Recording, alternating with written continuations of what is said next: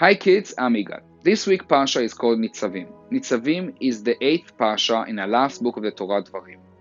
What does it mean, the word Nitzavim? Nitzavim means standing. Who is standing and where are they standing? Moshe Bnei Israel are standing just outside of the land of Israel. And Moshe is telling to Bnei Israel for the last time before they entering the land that the Torah that Hashem gave them is not only for them to keep, but it's also to teach the next generations. Every Jewish person needs to teach their children, and their children need to teach their children about the Torah and everything else that Hashem gave them. Moshe is also telling Bnei Israel that now when we enter in the land, we have the choice to choose between good and bad. Hashem knows what will be the result of each direction we are taking, but He doesn't know what are we going to choose. And it's up to us to know and understand what will be the outcome of each direction we are taking. Today I want to share with you a story about a very important topic that every person needs to know, and that's Lashon Hara. Lashon Hara means that we're speaking badly about someone. Although maybe that will be true about that person, it's still a very bad thing to do. Speaking badly about another person is a very bad thing. And every day we have the choice to choose between doing good or doing bad. And by speaking badly about another person is choosing bad. Through this story, we're going to see that although that person that spoke badly about another person said sorry, maybe that didn't help in the end. Once upon a time, there were two best friends, Shmulik and Moshe. They did everything together, in school and also after school. One day, they met after school and they had to discuss a very important thing about the next soccer match that they're going to have next week. Shmulik and Moshe was the captains of that soccer team, and then they had to decide who will play in that match.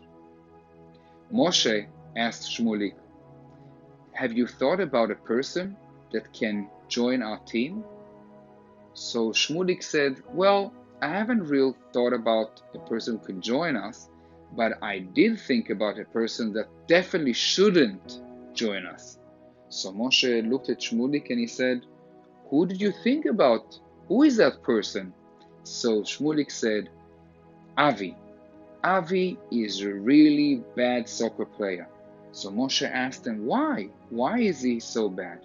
So Shmulik said, "Well, you see, he is short, he's a little bit of chubby, and he's really bad in soccer.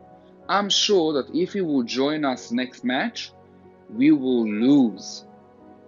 Well, Moshe didn't really know Avi, but he trusted Shmulik. So he said, "Okay, so we won't ask Avi to join us for next match." A few days after, they had a match and they lost. After the match, Avi approached Shmulik and he said to him, "I heard that before the match you told people that you don't want me to join you because I was short and a little bit chubby. That's really not nice of you. You hurt my feelings." Shmulik was very, very sad. He didn't know what to do. He saw Avi and how hurt he was, and he really was asking for forgiveness, but he saw that Avi didn't really accept it. He was really hurt. So Shmulik decided to go to his rabbi, and the rabbi asked him, "What do you want, Shmulik?" So Shmulik said, "Well, you see, I hurt his feelings. I spoke really badly about Avi. Besides asking for forgiveness, is there anything else I can do?" So the rabbi said, "Yes. You can do one more thing besides asking for forgiveness. You need to go to the market and buy a big bag of seeds. After when you bought the bag of seeds, you need to go to the field, to the big field, and spread all the seeds at the field. So Shmulik didn't understand why did the rabbi ask him to buy seeds and go spread it to the field. What does it have to do with Avi? But rabbi is a rabbi.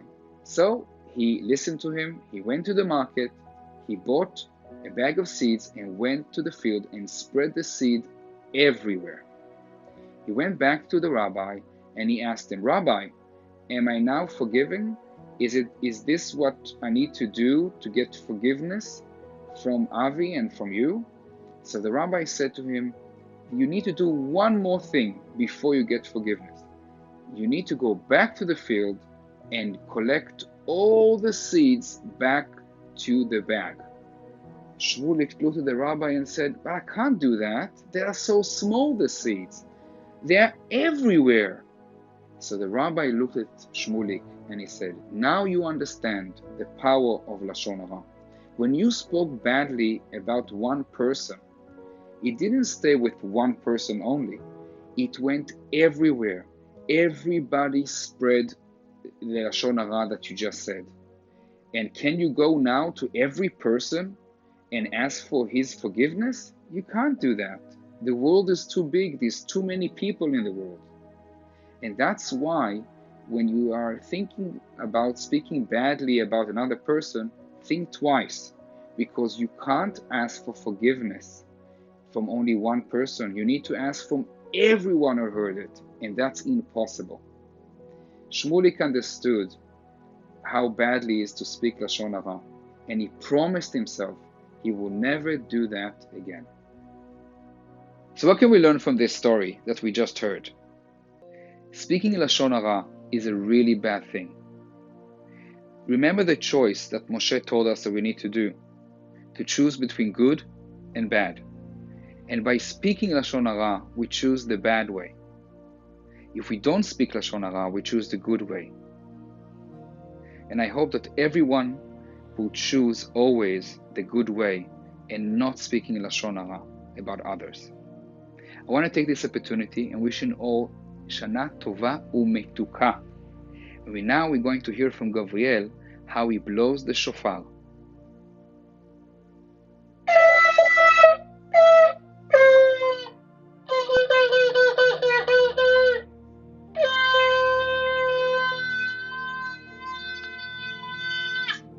Shana Tova, everyone. להתראות.